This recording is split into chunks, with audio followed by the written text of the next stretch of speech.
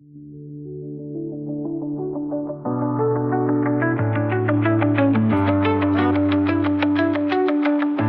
guys. This is so exciting. We've been talking about shoes a lot, and there's been a lot in the news about shoes and studies and disqualifications and drama. And this week was the perfect time to bring on the shoe expert, like the shoe expert.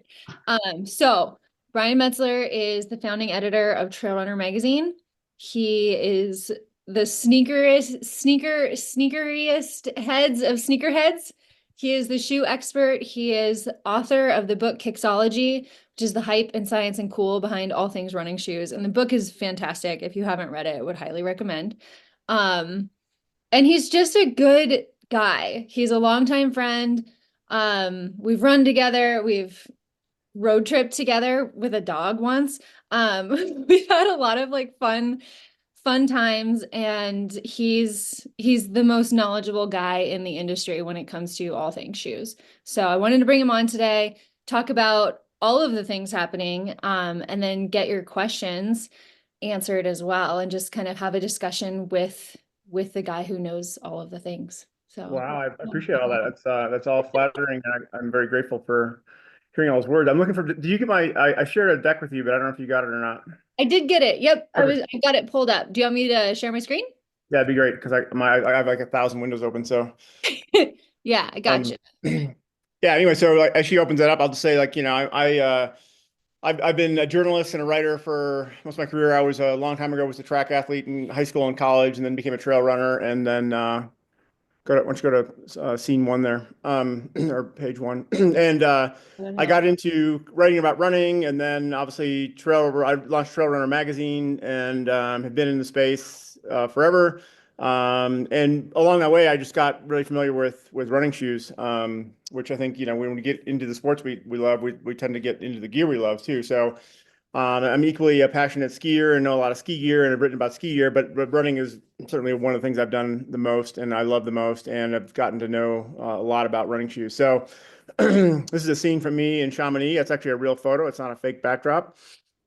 If you ever get a chance to go over there, I would highly recommend it. That with no political stance on UTMB, I just think that's a great place to run, but every place is a great place to run. Anyway, that's the book you mentioned. You can get it on Amazon. I think the original publisher site is gone sideways. I don't know where it is, but anyway, the book basically tells a story about like my history through running shoes and the evolution of shoes and kind of how I experienced them, but also kind of how things were changing, how shoes were marketed, and everything else.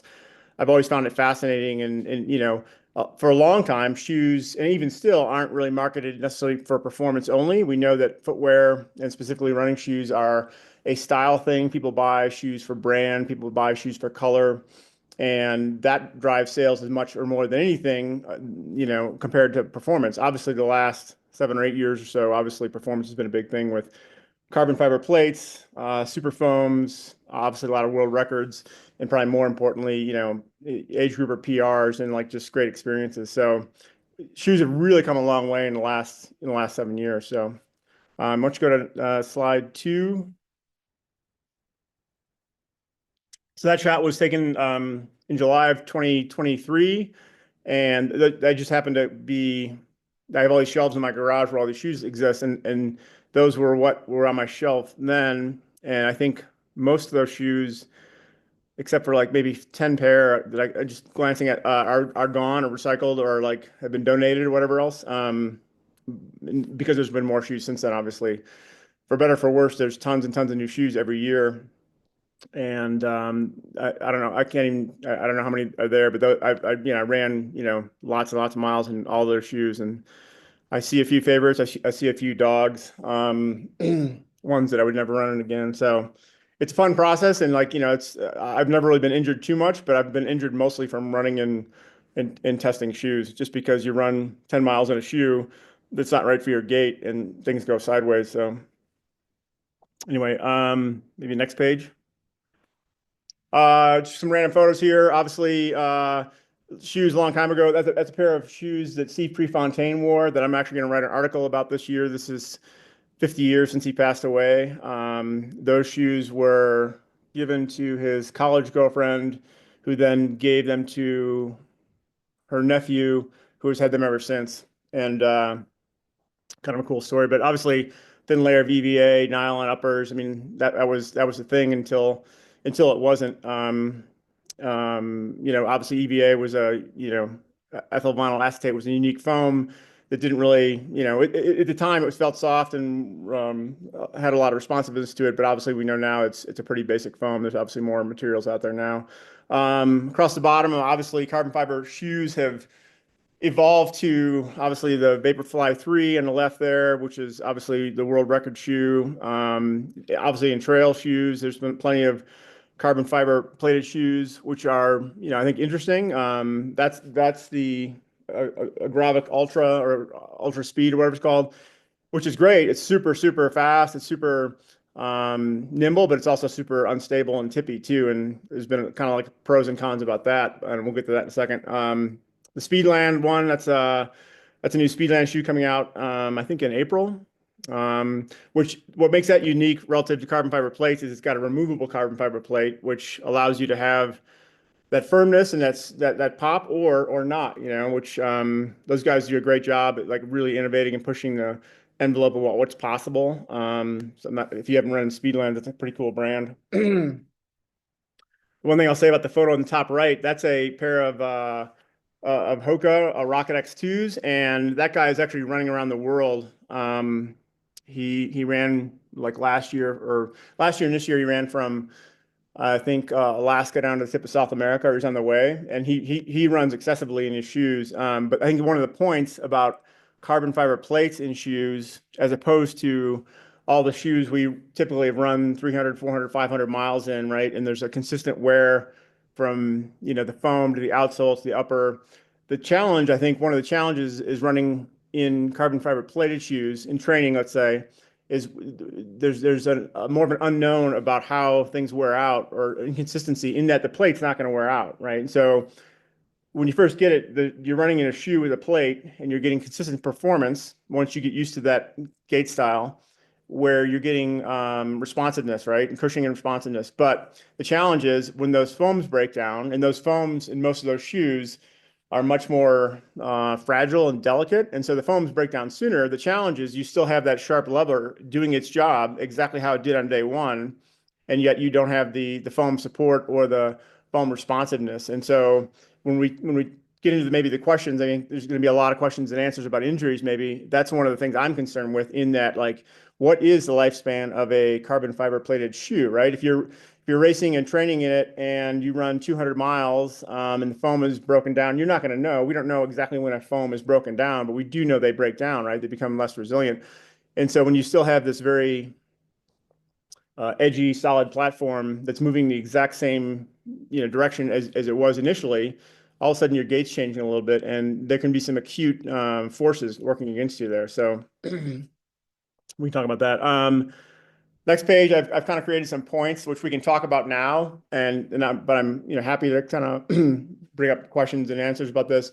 I think that, like, the biggest thing I've learned about super shoes and carbon plated shoes, both for roads and for trails, and I've probably run in, I don't know how many have there been in 8 years. I mean, I've probably run in 100 different pairs of them, right? They're all different, and they all react to your gait different. They all fit your foot different. They all have different slopes and curvatures of the plates, different, response, times of time on the ground. Everything is different. And so I guess the point of all that is, one, you got to try on the shoes, understand kind of how it works with your gait. And even that's not an easy process. Actually, it's a more difficult process, in that when you go to a store and try on a training shoe, oh, it feels pretty good, right? You can have a pretty good idea of what fits your foot shape wise, but then how does it react at mile 16 of a run, right? But still, with a traditional, foam shoe, you can understand that, but you can't for a plated shoe, which might seem to be this perfect, symphony of running until it's not, right? So that's a big thing. Like I said, super shoes will definitely alter your gait. The typical windlass motion where you're kind of flexing through your forefoot, you're getting dorsiflexion and everything else, that changes because it's the plate is forcing your foot not to do that. And there's efficiencies in that not happening, and there's probably some saved musculature or muscle expenditure, but there's also the backside of that, right? Is what's, where is the fatigue happening, things like that. And one thing I've talked to some experts a lot about is like any type of irregularity in your gait or instability, and I mean like minor, even like, we all have a different gait pattern left and right slightly. And, after a long run, you're like, oh, my IT band hurts, right? Well, it's because you're maybe not exactly symmetrical, right? Which is normal because we're human beings. And yet a carbon fiber plate will accentuate that considerably. So if you think about like, if your right foot kind of rolls in one direction a little bit more at a different place, with a carbon fiber plate, again, with that rigid plate, it's gonna make that more exposed, so to speak. So a handful of other points here, you've got to find somehow you got to find the shoe that works for you. And again, that's not an easy process, you can't find this through reviews or because what Jim Walmsley wears or what Courtney wears. You've got to find it for yourself. And it's a huge and potentially expensive trial and error process. Depending on what kind of running you're doing, depending on what kind of, application you want to use that shoe for. I think there's some basic tenets here, again, coming from like a lot of PT and gait analysis people I talk to a lot. I mean, always, mix up your shoes in training. Don't wear the same shoe every day. Use a lot of different shoes in training, different types of foams, stack heights, things like that. The differentiation of your foot to the ground will help a lot in just giving your body a little bit more of a break as opposed to the repetition that tends to lead to overuse injuries. I think that like there's probably good reasons not to use carbon fiber shoes every day. I've done that to my own demise in training and testing, and have wound up with a variety of either sore Achilles or like problems under my forefoot, things that are directly related to those things. What else here? Dr. Benno Nig was a famous physiologist at the University of Calgary, and he did a lot of shoe testing in terms of running shoes and what made runners more efficient and very respected. And toward the end of his career, he finally came up with the idea that the best shoe for you is probably the one that feels the best. And that was kind of a landmark statement in that it kind of went away from, kind of back in the day, they had motion control shoes and stability shoes and neutral shoes, and they still do. Some people still kind of adhere to that, but he ultimately said, like, what feels good, right? When you run, your brain to foot connection really can determine like what's best for you. And like even pulling away from the science of it, we all know we have shoes we like better than others, right? For different terrains, for different speeds, for different paces. And I think that's kind of the point of that is like your body knows best in some respect. No different than like if you were to put a glove on to grab like a hot pot off the stove or to twist a doorknob, your brain knows which is easier to maneuver that, right? I mean, it's a fascinating thing about the human body and the brain. But I mean, like if you were to picture even like something different, like a snow boot, like a big moon boot kind of snow boot, right? We know that walking in the snow can be okay or fun with that, but obviously running in that is impossible, right? And you know that right away, right? You wouldn't put on a leather hiking boot to go running, things like that. So I think that was his point in that, like your body, your brain knows inherently within reason what works for you. The challenge with all that is that the carbon fiber plate distorts that ability because one, it feels so good and lively and everything else, but it's changing the motion, the natural motion of your foot when you're running. So that's a unique concern in these modern scenarios. And my last takeaway here before we talk maybe in more detail about questions is that I really think that super shoes can be efficient and help you run faster, like in a half marathon or marathon for sure. Again, if you have the right shoes for you, and by that, like the Nike shoes are definitely softer and can be more unstable for some runners. The Adidas Pro 3 and Pro 4 are more straightforward rolling process. Asics offers two distinctly different shoes that look identical, but they're actually entirely different in terms of where the where your the plate falls off and where you kind of get that end of stride motion. So I think that like in road running, obviously it's helped. I mean, it's all about the foam. The foam is the magic sauce, and the plate is the actuator. But it definitely we've seen everyone has seen all the world records. Everyone set their new PRs in these shoes, and it's crazy that we used to run in shoes that weren't that. But in trail running, I think it's a lot different. I think trails and ultras, I wrote this piece like 2 years ago that said like, don't worry about carbon fiber plates in trail running shoes. And there's great trail running shoes with plates.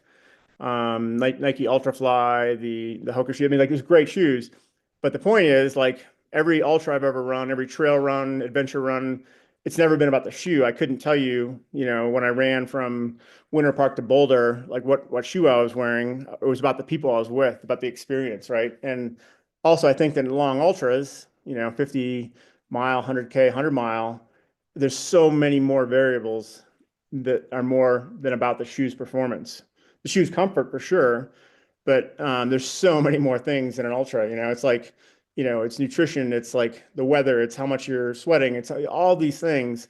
It's your mental attitude, it's all these things, and you just happen to have a shoe on, right? So I think that like when we see things like that Adidas shoe I mentioned, or Walmsley's semi-custom shoes for UTMB, those are cool. Those are great innovations, and they definitely can offer improvement and work for people. But I mean, like, you could run in a Nike Trail Pegasus and have the best 100 miler of your life if everything else is going right. And that's kind of the key to that. So I think that like we're in a fascinating new time. It's the gold for sure, the golden age of running shoes. And to think back that like, that like somebody ran a 208 marathon in those minimalist shoes I showed you up front is crazy to think about, and like also how painful it might be. And I've known Frank Shorter when he lived in Boulder. He doesn't live in Boulder anymore, but Frank Shorter ran, Olympic gold medal, Olympic silver medal, ran 10 marathons, all like 2:10 or faster. And he, admits he's like one of the most broken down people there is. He had many,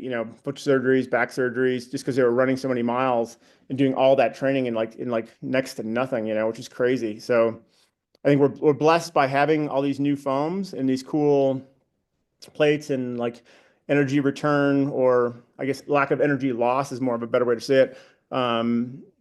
Shoes. At the same time, it's a little bit tricky because you really got to pick what works for you, what works best. Obviously avoid overuse, avoid injuries, things like that. And obviously, if you know the story with Raj last week and the 100 miler in Las Vegas, he was wearing a pair of Skyward X. And this is I think it's a 48 stack in the heel, 43 in the forefoot, which is over the World Athletics regulations, the limits, which applies to USATF rules, blah, blah, blah, and was disqualified, unfortunately. And it's actually not a shoe that I think that was the fastest shoe he could have chosen. He chose it probably more for the comfort, um, the long haul comfort you need in a 100 mile run, especially like that, So that's unfortunate because he ran really well. And, I think he truly didn't know it, and he's been humble about it. And yet that brings us all to the forefront of like, ooh, what shoes are we using? Which ones are important? Which ones, should I use? Can I use? And it brings up the whole thing too, like, oh, should those regulations apply to age groupers, to anybody who's not chasing the podium? And I know it's been a big debate all over the interwebs all week. And I think that like you can take a lot of different approaches to that. I think that backing away from that, I think that like really it's finding the right shoe for you, finding something that doesn't hurt you, something that actually benefits you, and honestly something you can afford, right? I mean, people have a lot of expenses in life, and buying another pair of $250 shoes or $300 shoes, seems crazy, but that's kind of where we are. So maybe with that, I'm open for questions or comments or whatever. Well, my mind's blown. That's so cool. I think that the, I always get a little stuck when the topic of like having multiple pairs of shoes for regular training comes up, because I like what I like, but I know that your foot needs that difference to like get stronger and to like handle different terrain. So like that's always a really, really good reminder.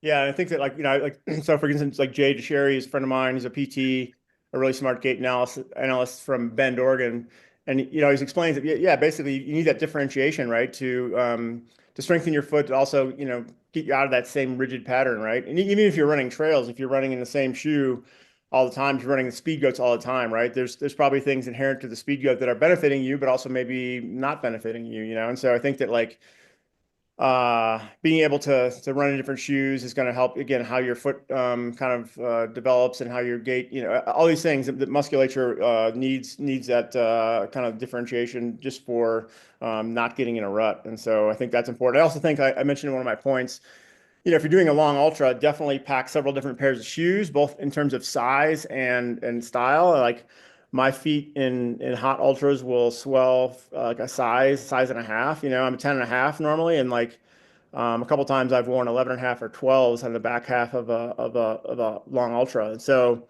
I think that that's important, but also again, different feel. I mean, like if you're at mile 40 and you're feeling good, well, at mile 50 you might feel rotten or your feet might feel terrible. And so having a different kind of shoes, either with more or less foam or wider or whatever it is, will help obviously, give you the comfort, but also the performance you need, and also the mental kind of acuity to like, okay, my feet are fine. I can keep running at this level. So I think that's a big thing as well.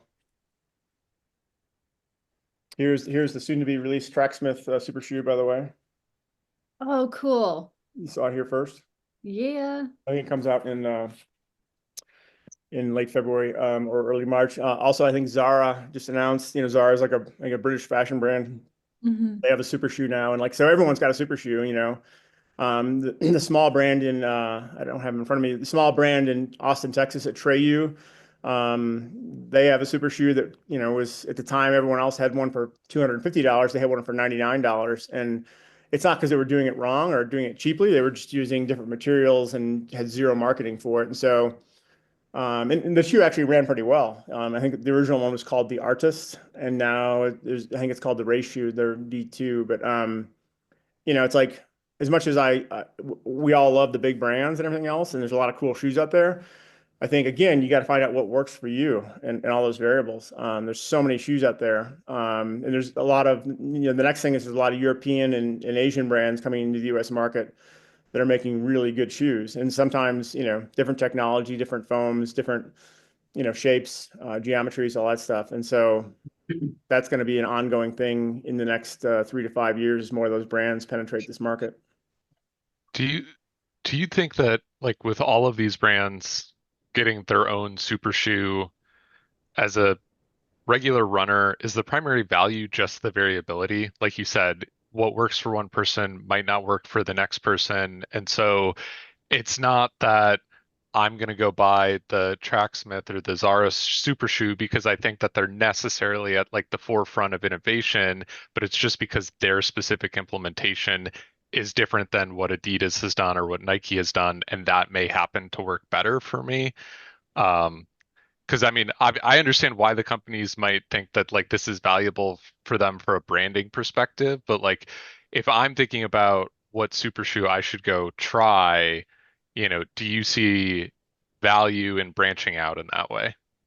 Yeah, I mean, I think to your point, I think some of the brands that have entered the super shoe category kind of on a whim or out of nowhere, or seeming to us out of nowhere, and even Tracksmith. I mean, I think it's a brand extension for sure. I mean, I think that if you look at Tracksmith as a brand, they've had a certain pedigree, a certain quality, a certain look, right? And like that's certainly what they're going to do with this shoe as well. If you look at their trainer that came out 2 years ago, I think in the running space there are innovators and there are copiers, and it's not an exact line in the sand, but obviously there's brands we know that have definitely pushed forward with innovation and have been leaders in that, and a lot of brands that copied that. And like to that point, in 2015, Jean-Luc Diard at Hoka showed me their first prototypes for their carbon fiber shoes.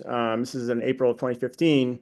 And then, 2 years later, or a year later at the Olympic trials, Nike came out kind of surreptitiously with their carbon plated shoes, and then the Olympics and everything else. And that's how that went. And I think that, there was brands that used carbon fiber prior to that. And so Adidas had one, Zoot had one. Zoot had a triathlon shoe, but wasn't really kind of tied to the modern foams that were really kind of the activator in that process. But to that point, I mean, Nike came out, commercialized it, obviously set records, before anyone else was out of the box. Hoka was close behind. Other brands had probably tinkered with it, and so there are innovators and there are copiers. Now we know that every brand has a carbon fiber shoe, right? And so it's pretty easy to see kind of who the innovators were.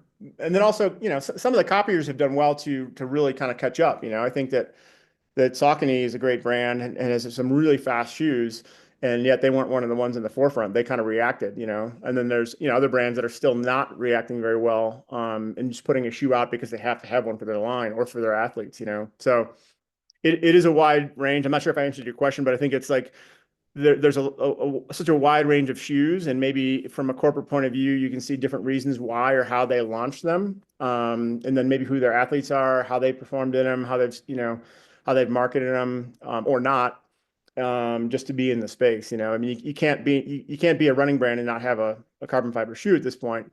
And then from the point of like a Zara and some of these other brands, I mean, like running is so kind of bouncing through the mainstream in different ways. Core runners have always known what shoes they work best for them, and they know where to buy them and everything else. But now it's like in the mainstream level of the new runners, of the fitness runners, of the people that are just intrigued all of a sudden by running, which is great. All runners are equal in my mind, but there's brands that are really pushing to get that audience, right? Because that audience is such a bigger piece of the pie potentially.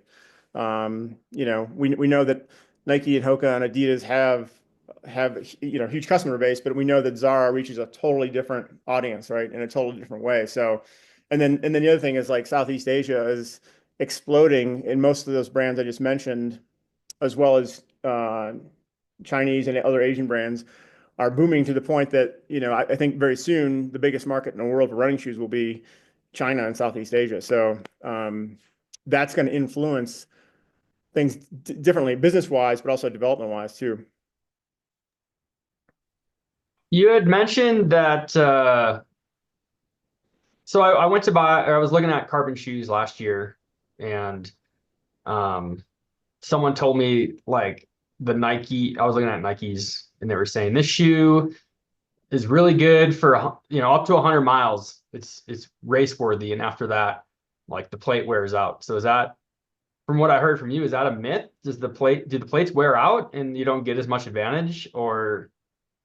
Yeah, I think it's more the foams wear out. I think so. A lot of the foams in the initial shoes, like when Brooks first put out their shoe, Nike too. I mean, like they were saying, like it's good for maybe one race, maybe two.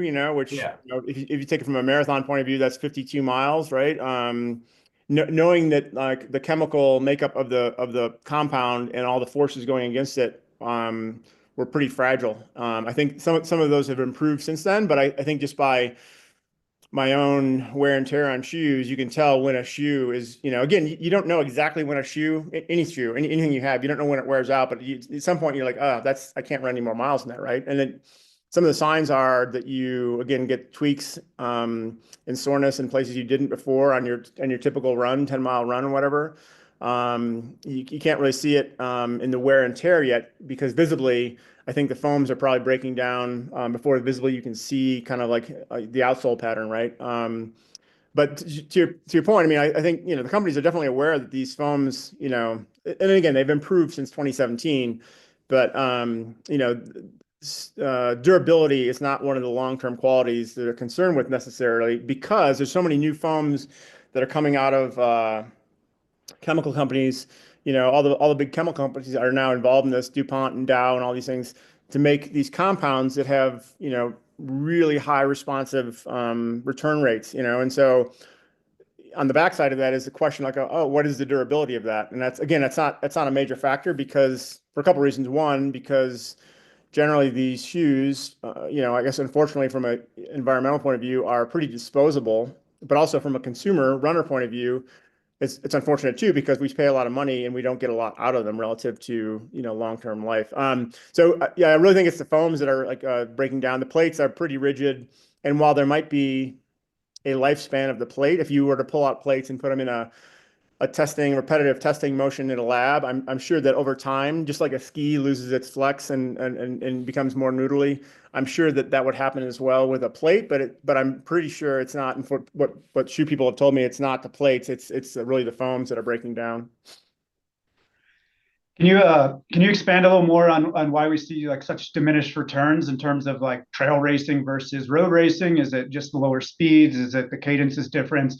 And particularly, like I've heard anecdotally from people that like a lot of elevation and hill climbing result like you just lose a lot of the effectiveness in carbon plates. I don't know if that's true or not, but Yeah, for sure. I mean, I think in road running, it's fairly straightforward because you're moving through the sagittal plane with almost the exact same gait, ideally, until you fatigue and you can't hold that same gait. But like, and so the shoe is designed to go from the heel midfoot mid stance and then forefoot with that same kind of quick repetitive lower time on the ground and high return and boom quick right, quick cadence.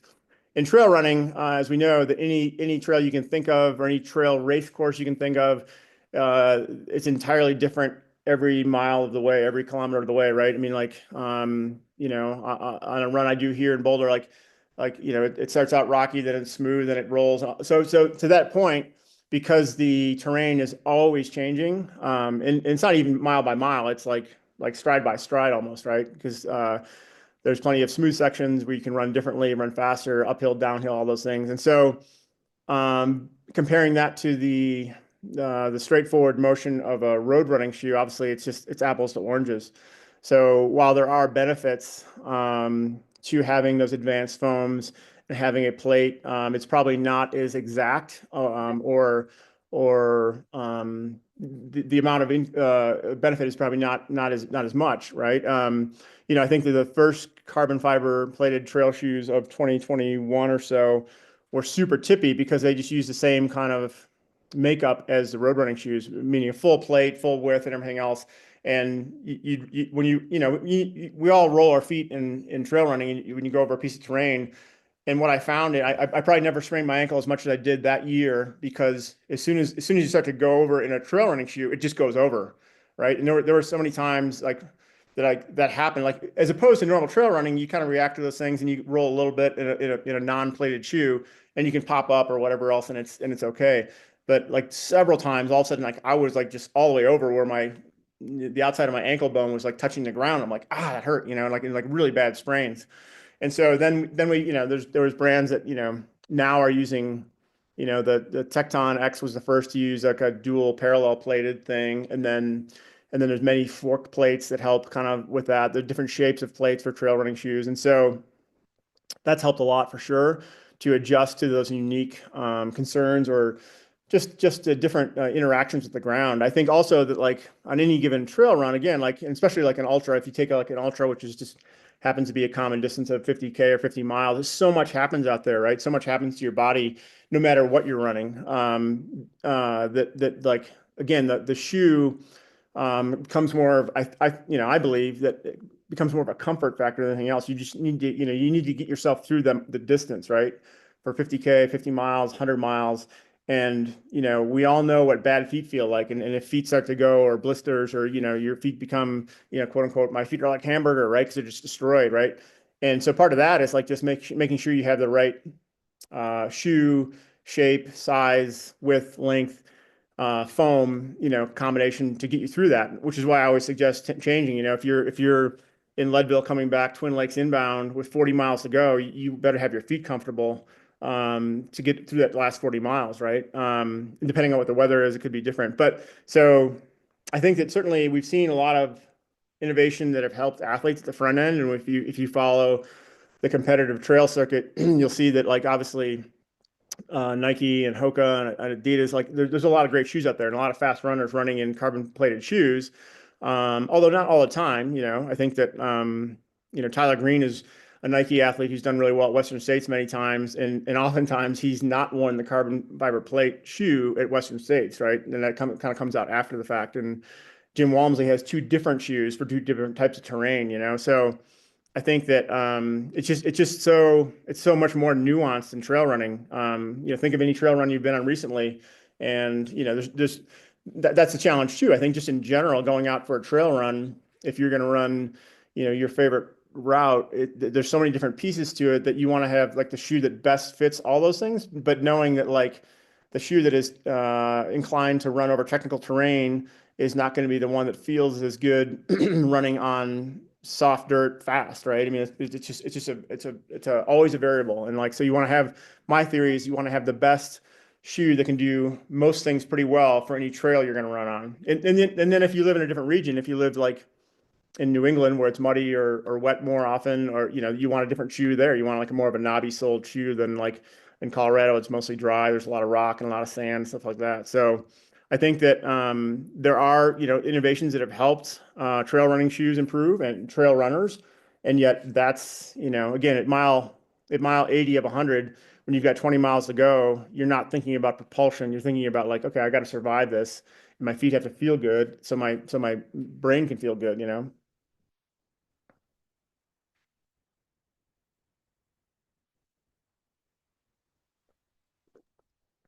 Hi, I popped in late, so I'm not sure what exactly the format is. Are we just throwing questions out? Yeah, let's hear it. Yeah, whatever, Sweet. whatever we're gonna talk about.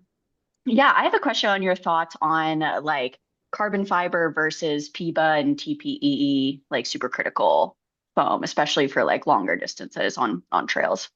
Yeah, I think when it comes to plates, so there are different kinds of plates that aren't, they're not all carbon fiber, and I think that like that's probably helpful, probably in trail. I think that, you know, always the benefit on roads is going to be that really snappy, reactive kind of feeling that carbon fiber does so well because it's so stiff and because it's so light. I think that like some of the other materials you mentioned, and there's many different ones, offer a little bit more pliability, a little bit more softness, that, you know, can be a little bit more democratic to everyone, both for you as a runner, but also for the types of terrain you're going to feel. It's not going to feel as sharp.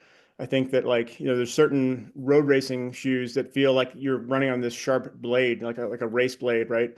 And that's not going to be the thing you want most of the time, or maybe any of the time on a trail, you know? And so I think that like, to some extent, I think that some of the plated shoes or plated shoes in trail running offer, you know, that kind of that rock plate protection that you know existed for a while, and rock plates still exist, but they didn't, you know, rock plate was just basically deflecting any kind of under the foot, you know, stingers or you know, pebbles or whatever else that would hurt your feet, and didn't have really the performance value. I think now that some of the plates kind of offer that in by default, because they're a plate of a material of a firmer form, whether it's, you know, carbon fiber or not. But I think that, you know, again, like backing up, you know, you need protection as much as you need anything, and so you almost need more protection sometimes on trails than you need propulsion. And so, you know, the perfect trail shoe, it doesn't exist, but if you had one that worked for a lot of things, it would be some level of comfort, some level of traction,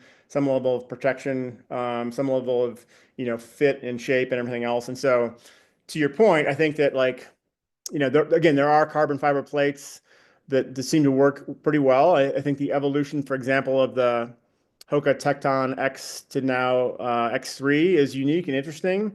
That Adidas shoe, which is really fast and really like, if I were running on gravel roads or dirt roads, that's a super fast shoe. I mean, it feels like a road racing shoe for trails, but once you get that onto semi-technical or technical trails, it's super tippy.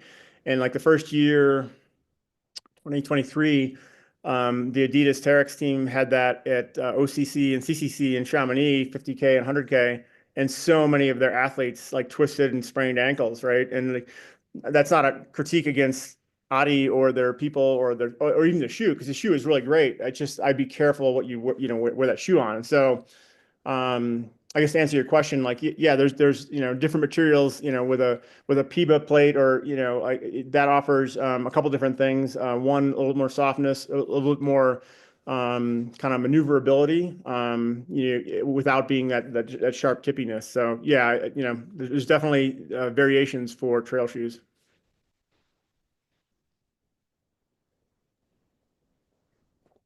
Does anybody have a favorite shoe they run in that for trails or for roads or? I really dig the X3. Yep. Been wearing that a lot. Yeah, I like that shoe a lot. I wish it were a little bit lighter, and that is what it is. I also ran, so I ran there was the X and then the X 2.5, which was Jim's, the X the 2.5, which was Jim's shoe, and then the 3. And they've all kind of evolved. You know, like there's pros and cons with every shoe, and I just wish that shoe were like a little bit more nimble and lighter. And yet that's, you know, that is what it is. But I actually like that shoe a lot. Yeah, I've typically always used Ultra. I like the Olympus line a lot for like trail. Seems very stable Yep. platform. I just got a pair of the Mont Blanc Carbons though, and so but I've had bad experiences with the Mont Blancs in the past with the tippiness. I'm hoping it's a little bit different. I know they changed a lot in the carbon version, and I'm also planning to mostly use that for like gravel 50Ks and things like that, like faster road races. That's not as technical and don't want to roll my ankle, but those are the two I've kind of mostly been using. Yeah, I like what Ultra's done in some ways, and yet like I can't run on every one of their shoes, and I can say that about every brand too. But my favorite shoe with from Ultra has been the Timp always. It's always been like a kind of like a good kind of mid-range thickness, but you know, still with zero drop and a wider toe box and everything. And you know that similar to what like they've done. Also, you know, Topo does a good job with a lot of their shoes, and you know, like it's cool that every so many brands. The beauty of so many brands is that there's so many different variations, and you have to be stuck in something that either is awkward to you or doesn't work. You know, there's so many variations. You just got it's hard to find that. You know. I just have a hookup at Ultra, so, Oh, well, hey. so I'm stuck in their shoes for price reasons. But that's I mean, like that's part of the grind too. I mean, like the shoe costs are crazy. I mean, like I'm dating myself a little bit, but it wasn't too long ago where people in running stores were freaked out of like, oh, $100 shoes, that's crazy. Yeah, we're gonna be, they're not gonna exist, right? And then like this is like the early 2000s where shoes went to 120, and then Newton was actually the first brand that really kind of broke the mold when they had their two shoes came out at 155 and 175, and then that actually signaled, without getting into Newton, I mean, like that signaled the market was able to do that, right? And then that's what, I think Nike probably saw that and said like, like less than 10 years later, 7 years later, they're like, oh, we can have a $250 shoe. And, commercially, that's been a success as much as it has been performance for the sport. But they're expensive, and that's a very real thing, Do you foresee the price of carbon fiber shoes coming down or like leveling off at any point? Some, there's been a few that have tried to come in a little bit more moderately. I mean, like one of those is Skechers, because Skechers does everything at a price point. But that's not a knock against Skechers. Skechers uses really good foams, and I think actually Skechers shoes, road shoes anyway, are underrated for their value and everything else. And I think Saucony came in a little bit less expensive, but I only see, I probably see it going both directions. I think that as manufacturing and foams, in theory, become more consistent, they'll become more affordable, although the cost of shipping, the cost of fuel, everything else is going to make everything go up. And then on the other end, like innovation is going to continue to push people to go, in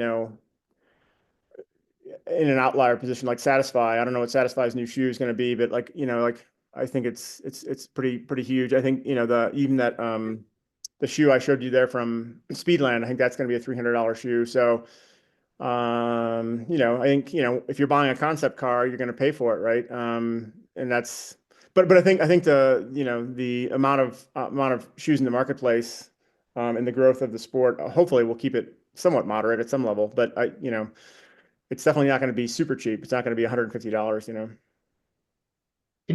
Can you touch on Speedland? Maybe I'm just ill-informed, but I see them at races and they look fancy, but I don't know anything about them. Yeah, so Speedland was two guys that had worked at a bunch of different brands, and Nike, Puma, Adidas, most recently Under Armour.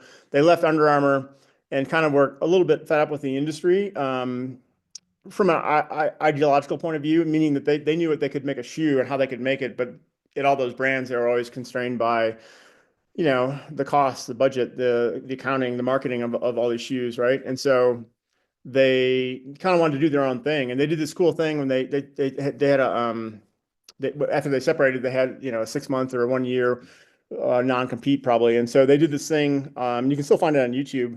They did this. What was it called? They basically had a chop shop laboratory, and they made these fun shoes. Like they turned like a Nike carbon fiber racing shoe into a cycling shoe, or they turned one into a soccer shoe. They just morphed all these things by having all these parts and all the know-how of how to make a shoe. And I'll find a link and I'll send it to Kristen later, but they did about like eight or 10 episodes, really cool. And then they wound up spinning it off into, I think, a University of Oregon or maybe Portland University business class where these students can then do the same thing, you know, but it's super cool. But what came out of that and what the whole purpose of that was, they were working on Speedland the whole time. And Speedland was really a brand they wanted to create. It's a trail only brand up until that shoe I showed you, which will be the first road shoe.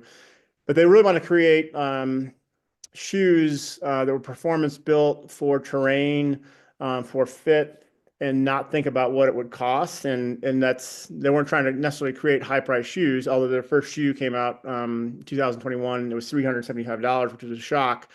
But they only produced like 1,200 of them. But they use like such high end materials, Dyneema, which is a really high end upper material. You know, again, they had these great carbon fiber insoles that were removable. They used BOA systems, the really high end BOA systems, and what they came up with was a shoe that, you know, fit and performed really, really well. And they've since evolved that to different, you know, different models and such. And they've had a few influencers involved with them in different ways. But the genesis of their shoe design has been, let's not think about like what another brand would do. Let's think about how we want to do it and how we want to do it for trails. And like, you know, they've kind of had a vibe about creating shoes for specific regions of trails and different kinds of things. And like, bottom line is that they've done a really good job using a lot of very high-end materials and materials you wouldn't see maybe in other shoes, or that shoes couldn't market elsewhere. I mean, one of the things with BOA, I like BOA a lot. I have BOA road bike shoes. I have BOA ski boots now, snowboard boots.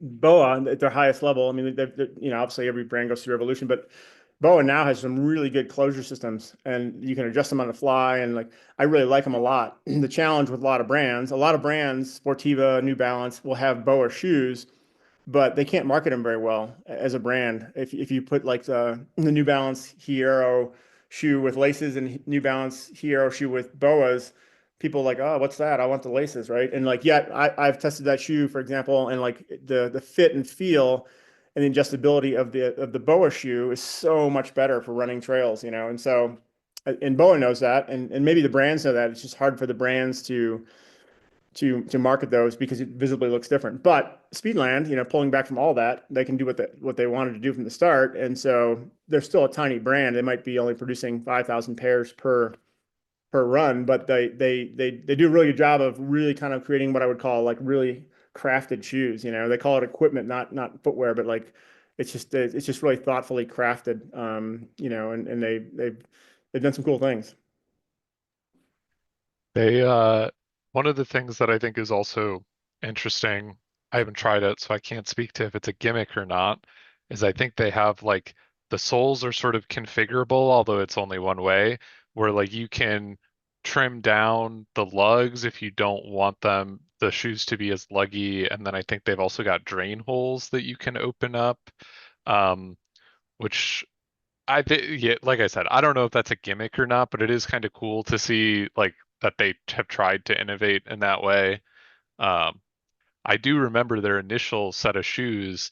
I think they promised that at the end you could send it, like after you wore them out, you could send it back to them and they'd help recycle them. It looks like they no longer have that on the website, so they must have walked that back, which is unfortunate because that was, I think, part of the initial pitch too, was like shoes are sort of wasteful. You're going to throw them away at the end, and they wanted to make it a little more circular. Yep. Yeah. So to the first point, yeah, they did. They actually, I think included a small clipper in the box where you could clip off the length of the outsole lugs if in your region you didn't need that kind of length. Which I think is cool. I think it might be somewhat of a novelty, or maybe that them just like pushing the idea of innovation and what's possible. You know, I don't think they've done that in their subsequent shoes. But cool. You know, it's just one of the things like, you know, they thought about and actually, you know, gone ahead with. As far as the circularity of shoes, I mean, like it is a challenge. I mean, like one of the saddest things that somebody told me is like, oh, every running shoe you've ever run with is still on Earth somewhere in a landfill or somewhere, right? Or I donate hundreds of shoes a year, but like that's a sad thing to think about because, you know, in the years I've been running, we know that those foams haven't broken down. You know, other parts of them might have, but like some of the chemical properties haven't broken down. You know, so, but I think the circularity of shoes from a concept is interesting, and other brands have tried it, Asics, and creating a more green shoe with better materials that break down sooner, and then also creating a process. I think On had a subscription service where you could do that, and then Asics launched a shoe last year where they had a certain place you could send them to, and then either they rebuild them or what have you. But I think it's a great idea, and certainly for the future, but also it's, as a business model, it's hard to replicate or to manufacture that way, just because like you're creating a whole back end that you didn't have before, and I think just the complications to that are numerous. But cool for sure.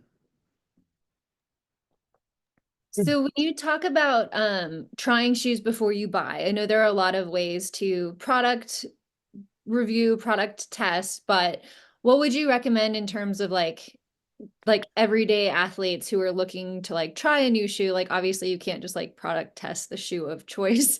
But maybe you could find like a group run that is doing a demo or something like that. Do you have any recommendations there? Yeah, it is difficult, and it also is important. I think certainly, the easiest, but not maybe complete version of that is going to your local running store, because then you can get an idea of how, I think, as much as anything else, the shape of a shoe and how your foot fits into that is important. And sometimes you can know right away. Obviously, if you have a wider forefoot or any aspect, a high volume foot versus a low volume foot, the shoe, obviously, some you can try them on, you'll just know they definitely won't work. Others, you can say, oh yeah, this could be a possibility.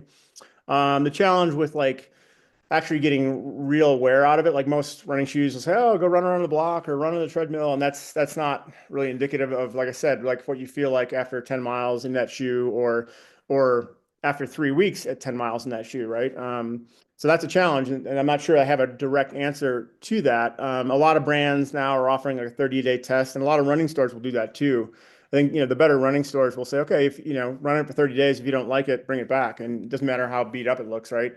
And that's kind of a cool, genuine way to say they really want you to find the right shoe for you, and so that can be a way too, I think. I think, what I would probably avoid is just, again, in my notes, like, avoid buying a shoe because like, oh, everyone wears the Vaporfly 3, that could be good for me, or everyone wears the Speedgoat 6. Like, I think buying shoes on a whim. I'm not against buying shoes on the internet. I think, but buying shoes on the internet without, understanding how it fits you is a challenge. But back to your question, yeah, it's a hard thing. I mean, like it's especially for trail shoes, because when you're in a store, you're running on carpet or concrete, and like you don't get that feel. So, certainly, I think that going to your local running store, and they probably have, again, ideas for that. I mean, like oh, take it out, and they're much more lenient than they used to be, maybe, because like they know that they want you to be a happy customer and find that right shoe. And so I think it really starts there. I think that there are some demos. I know that Ultra Sign Up was doing these things called Dirt Circus, where they have in Austin and Boulder and different places, they have these cool kind of demo things where you can go and you see all the brands and like you can try stuff on. And if you can find an event like that, I think that's cool too. A lot of group runs now will have a shoe demo sponsor, at your local, whether it be a Fleet Feet or a more core shop. I mean, like they bring in shoes for that reason. And I think that's a good time to go and check out shoes from a certain brand, so, but I think certainly, going through that process, however it is, especially if you're like committed, like, hey, I really want to run my fastest marathon this year, or I really want to run this ultra this year, having that right shoe is going to be a big part of that.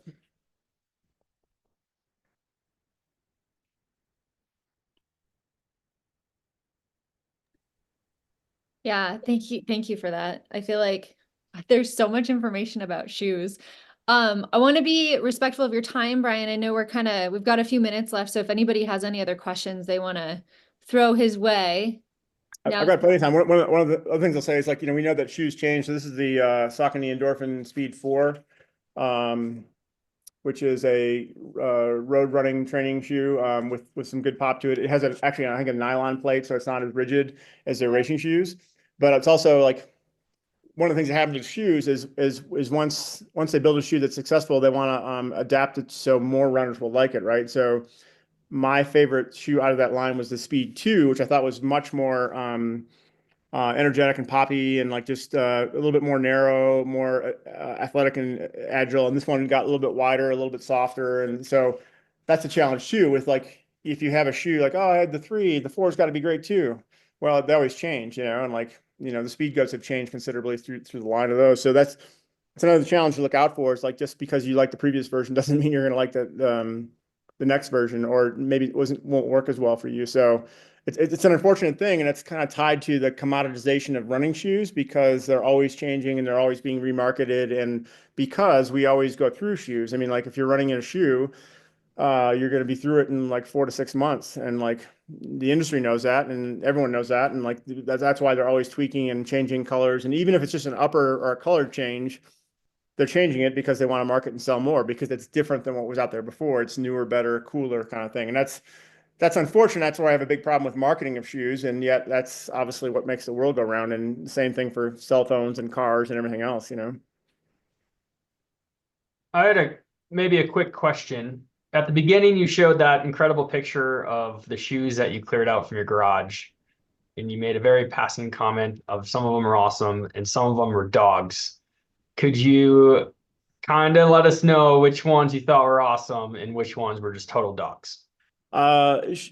Sure. But maybe not specifically. I don't have the photo in front of me now, but like, when I say that, I mean like that, like there's shoes that there's two levels of that, right? There's shoes that we personally, me individually, you individually love. And then there's shoes that you really don't like or don't enjoy. Right. And so, I think most shoes are pretty well built at this point, and have a lot of similar materials, and it's just kind of how they come together. I'm just looking through here to see some shoes. So some of them, but passionately, I had good runs with them. I had good turnover with them. And other ones, like, I just didn't. I'm trying to look at shoes. Like, there's a pair of Speedlands in the bottom right corner, that orange pair.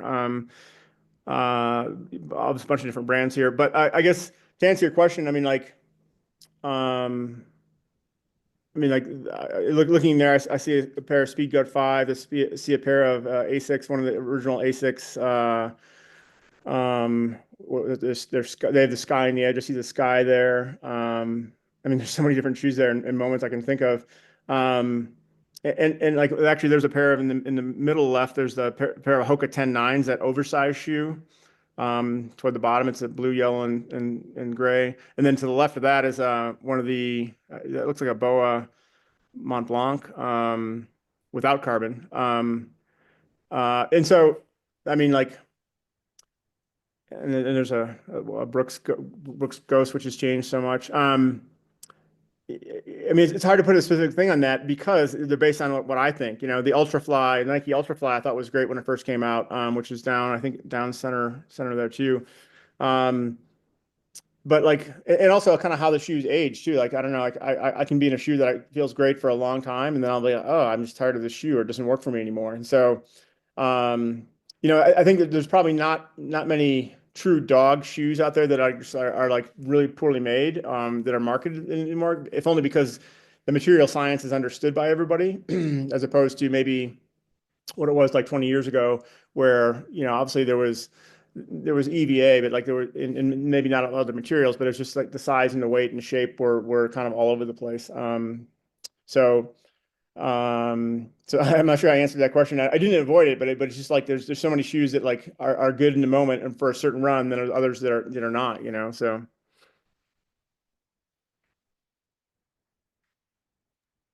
I do have one last quick question, and if you don't have time, I can totally Anytime. just email it to you. Okay. I have been told that, even as a trail and ultra specialist, that it could be helpful to, get a super shoe, a carbon plated shoe for workouts, just during the week for, adaptation purposes.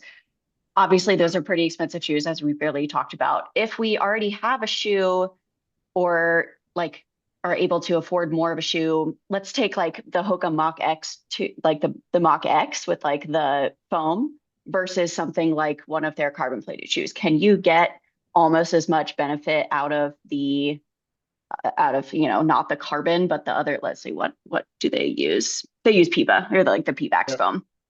Like, can that on the road?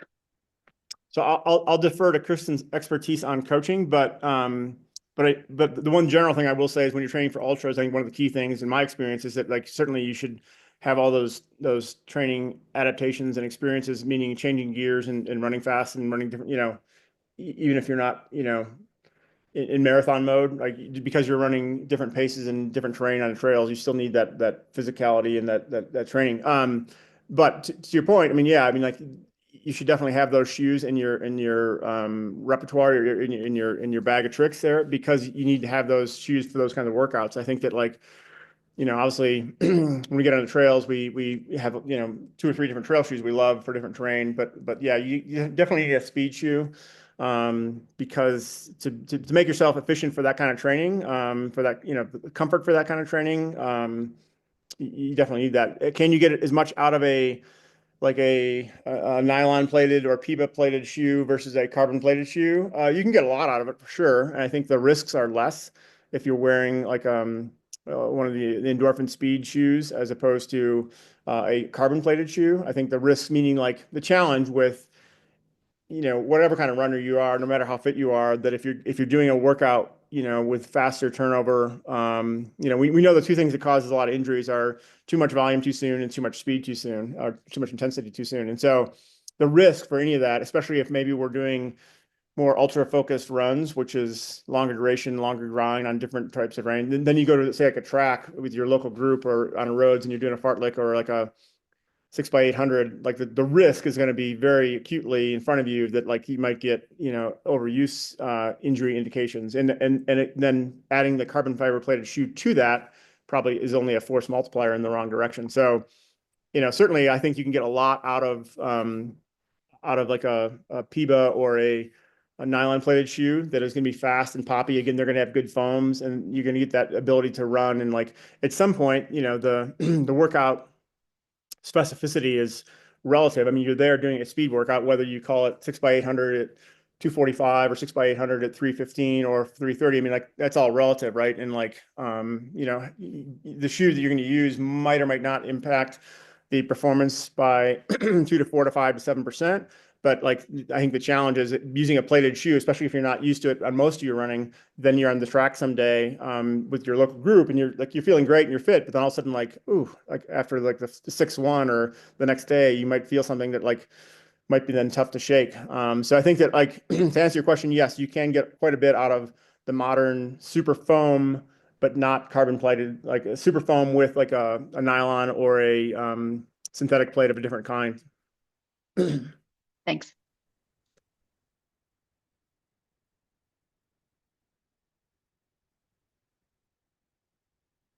Yeah, I think testing the shoes that you're going to be racing in is also like a really important thing on the similar terrain. Right. Like an example, like I pulled out a pair of the Agravic Speed Ultras for a race in Flagstaff in the fall, and it was the first time I had raced in them. I had done like one run in them and was like, wow, these are really poppy. I can like feel the energy return, but they're very tippy. And like mile 2 of that race was my first of maybe 3 or 4 Supermans. So I think it's like important to kind of know how they're going to handle on the terrain, to avoid those literal pitfalls. Totally true. Totally true. Another thing that comes to mind is like I ran in speed goats for a long time, and I still do on occasion, but I ran quite a bit in speed goats. And then I noticed I was getting a little bit of knee impingement, and like I kind of surmised, or I understood that I was having more lateral knee movement in that shoe, probably as the foam broke down a little bit. Again, you don't know exactly when the foam breaks down, but over a summer of running in like 1 or 2 pair, knowing that like, yeah, I'm getting a little bit of a soreness here or a little bit of awkwardness, and like, again, deducing from your own gait and kind of how you're running and where you feel things. I'm not saying you should self-medicate or self-prescribe things, but like, you also know your own body more than anyone else would. And so I came to the conclusion that like X number of miles on Hoka's with that foam, and maybe the foam is different now. It actually is different now, but I was getting a lot of like lateral knee movement, and I could feel it. And then once I thought about that, I'm like, oh, it's exactly what's happening, because the shoe is broken down. There's more instability to it. So I think even in your favorite shoes, right? You got to be careful as to, the length and durability and kind of how you're using them.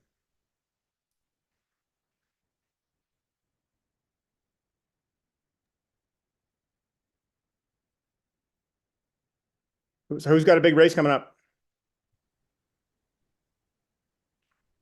What do you got? Every hand goes up. Yeah. Yeah. I'm doing a Mid-South double. It's a 50K run on a Friday on gravel and a 100-mile bike on Saturday. So it's Oh, like back, cool. and then Desert Rats in April. Oh, cool. I love the, I mean, like, again, I'm not going to espouse any training advice, but I do think that like in my ultra training, like using a bike concurrently or training on a bike concurrently has done a wonder for my legs relative to, you know, that long haul fatigue, both feeling that fatigue, you know, like for example, the day after a long bike ride, going for a long run or vice versa. And then also just the long-term durability of my legs over a season by also biking a lot of miles. Anyone else have a good race coming up? We'll see if I make it, but I'm signed up for the Banana Slug Backyard Ultra. I love the whole backyard concept. Pretty cool.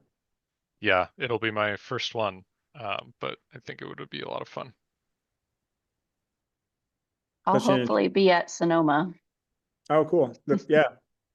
It's I think Sonoma's kind of like gotten revived. I know that was a hot race for years, and then it kind of went off the radar a little bit, and now it's like the last couple of years has been really kind of at the forefront again. So that's Yeah. it's a great area. I've never run the race. I've run the trails there, but that's a good place and good people behind that. Yeah, seems like it'll be fun. I've never raced in California before. Yeah, I think that'll be great. The thing about that weekend is that Sonoma, Desert Rats, and Gorge waterfalls are all happening on the same weekend, and I just wish it wasn't that way. Like I want to be everywhere at once. But Ren's got a marathon coming up. Christina is our like orienteering mastermind, and she's got a 3-day event coming up next weekend, which is really exciting. So kind of all over the map and all over the, I don't know what word to use, but everyone's kind of just doing everything. The whole spread of shoes. I bet the shoes that I wear will be very different than what everyone's wearing for their races. Yeah. I've Yeah. done a couple of orienteering events, but they've all been like single day things. And then I did a lot of adventure racing, so multi-day stuff that include navigation.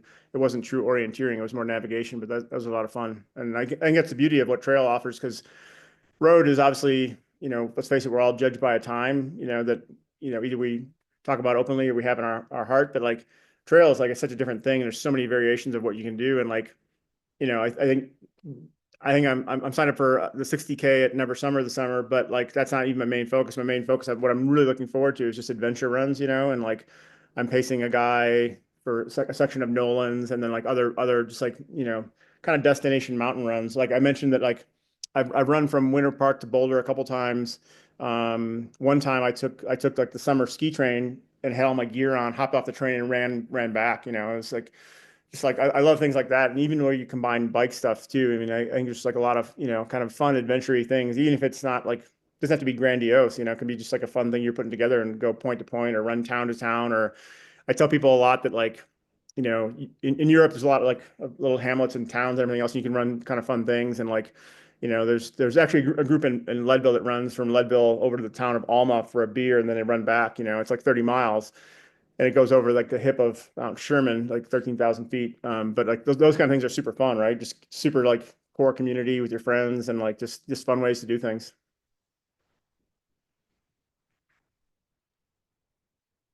Yeah, those kind of adventures are so fun, and just like such a good way to get a good stimulus, but also in an environment that's really inclusive and like low pressure. Agreed. Although that brings up, I did, so when the first time I ran from Boulder to Winter Park, or Winter Park to Boulder, I wore a pair of Asics Trabucos, which was one of their first trail shoes. But it wasn't a bad shoe necessarily, but that that actually was more repetitious gait than I would have expected, because I was running on Magnolia Road on the way back, which is a dirt road.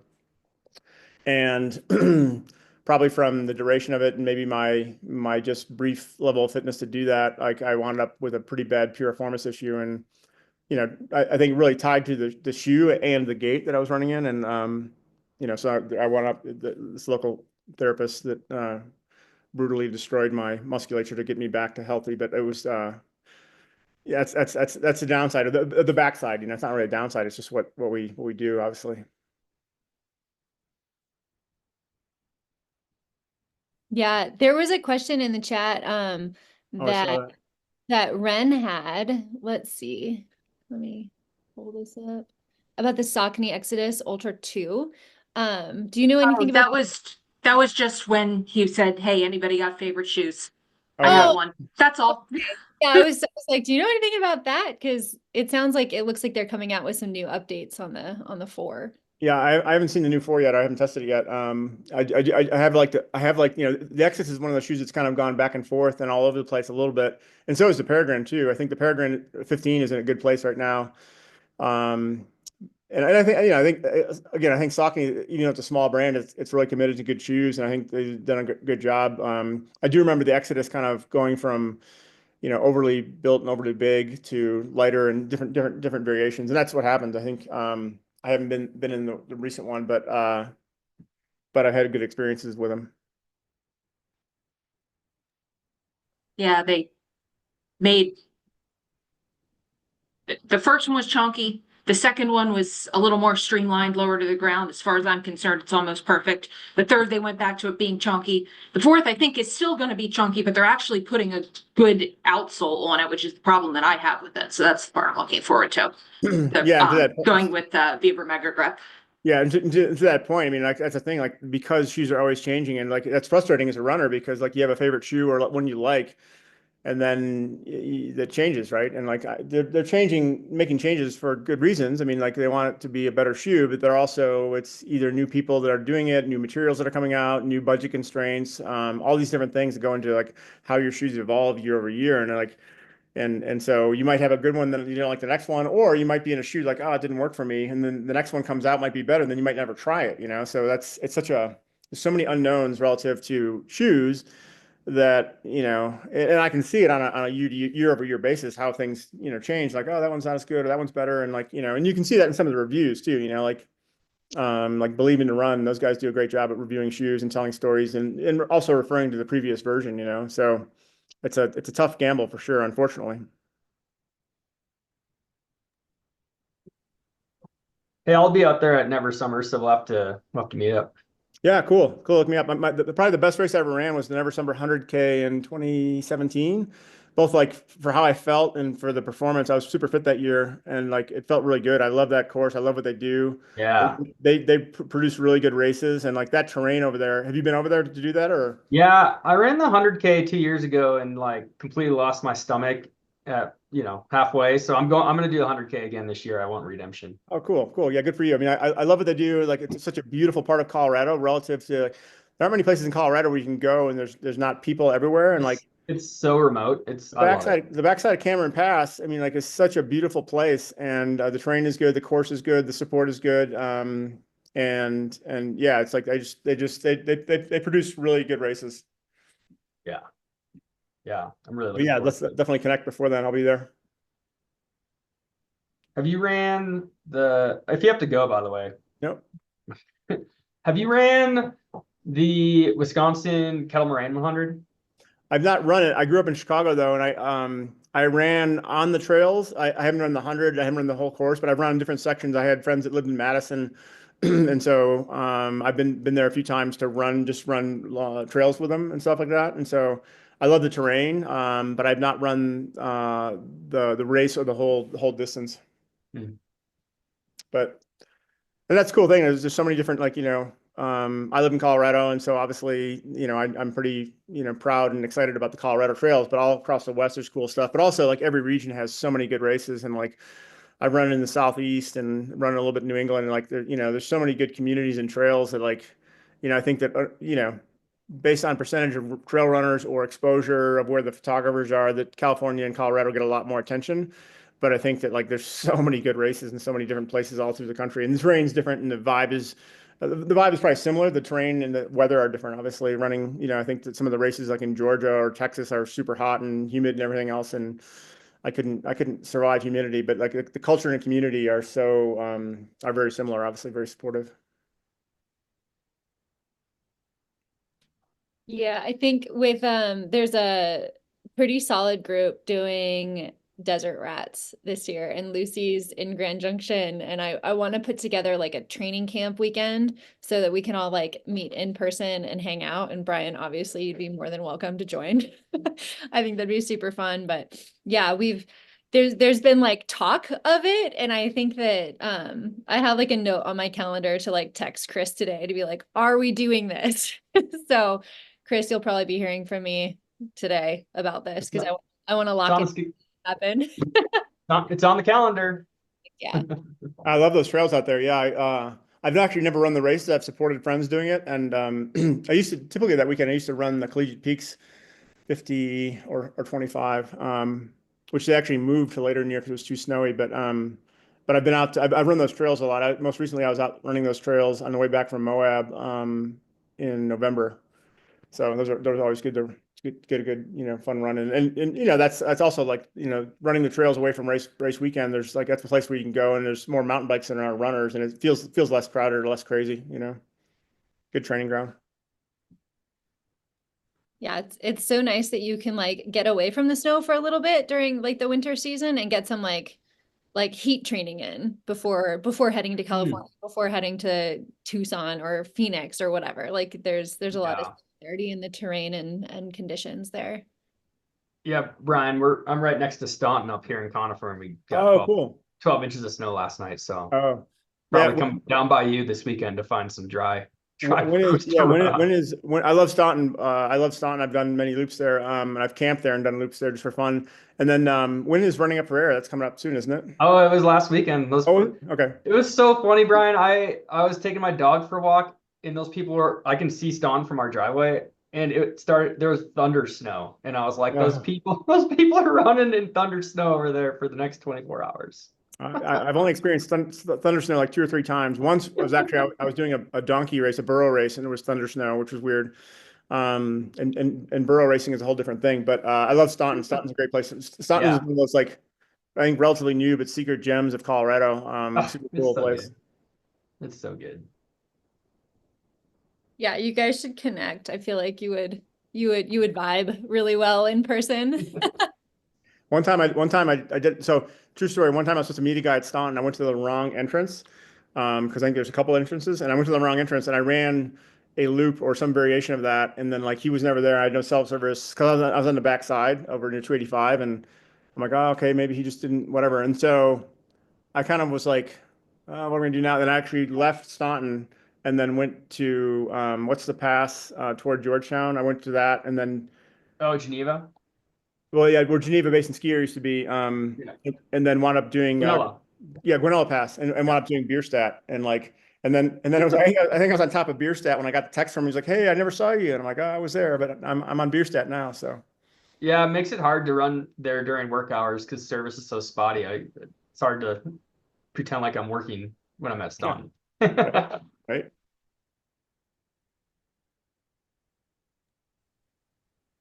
Awesome. Well, if there's no other questions, I'm happy, Kristen, I'm happy to answer future questions if your group sees this or people that weren't on the call. I'm happy to answer questions. And the thing I always say, like, I'm not the shoe fitter for that person. I can definitely recommend things or ideas or ranges of shoes. I think that, like, I really think because everyone's different, everyone's physicality is different. I think that, like, you really need to try shoes on, right? And but I'm happy to help with anything. Recommendations of, like I said, a range or a shop to go to or things like that. So I'm happy to help, ongoing. Yeah, that would be awesome. And if anybody does have questions, if like they could, I know there are a couple of people who couldn't join that are planning on watching this. I can connect you to Brian afterwards. If you didn't see my shirt, this is my, my ode to Chicago. Yes. Oh my gosh. So I just put this in the newsletter for this week, but there's a video on YouTube. Brennan Leonard put it in his newsletter about the United States of pizza. And he breaks down, like, he maps the United States in terms of like pizza and like where was the first pizzeria in New York City, and it wasn't Lombardi's. It's crazy. So I'll have to dig into that. I'm a huge pizza connoisseur, and like, I love New York's pizza, thin crust, like the pizzerias, and I also love Chicago, like, thick, crazy deep dish and stuffed or whatever you want to call it. But yeah. Yeah, that's awesome. Cool. Well, Brian, you are a rock star. Like, this was so much information and just like good information. I don't know. I just like love nerding out about things with you because you're so knowledgeable. So yeah, it was super fun when I made that brief kind of set of slides last night. I was like, oh, I'm excited about this, right? And it's like, I'm like, you know, I don't really have notes. I just kind of talk, you know, from what I know, my experiences, and also it's fun to answer questions and stuff like that. So yeah, it was super fun for me, and I'm super, you know, glad to be asked to do this. So thank you, and I love what you're doing as a coaching group, and it's fun to see, you know, inspired people, inspired runners, right? Like just talking about stuff that we all love. I mean, this is kind of a cool way to extend the community. You know, I think that, and we did obviously. You had me on a call during the pandemic. With the shop in Boulder, and like that was, you know, it's a cool way to really extend like the community vibe you get from a one-on-one coaching group or a run group to, you know, to people that are in different places and also, you know, aren't going to meet in the same place, but also share that vibe. So I think what you're doing is a great thing. Cool. Thank you. That means a lot.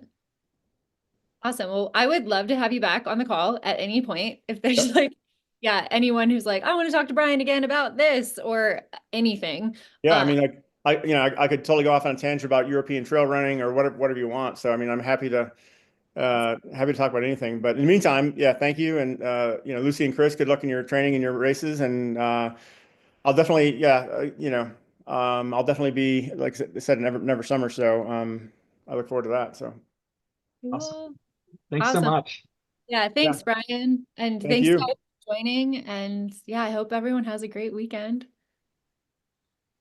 It's gonna be warmer in Boulder. It's gonna go. It went from -7 2 days ago to it's gonna be like 60 tomorrow. So Ooh. I'm actually looking forward to that. So Yeah, snakes are already coming out in Tucson. It's already hot here. So thanks. here we go. Cool. Thank you. All right. See you guys.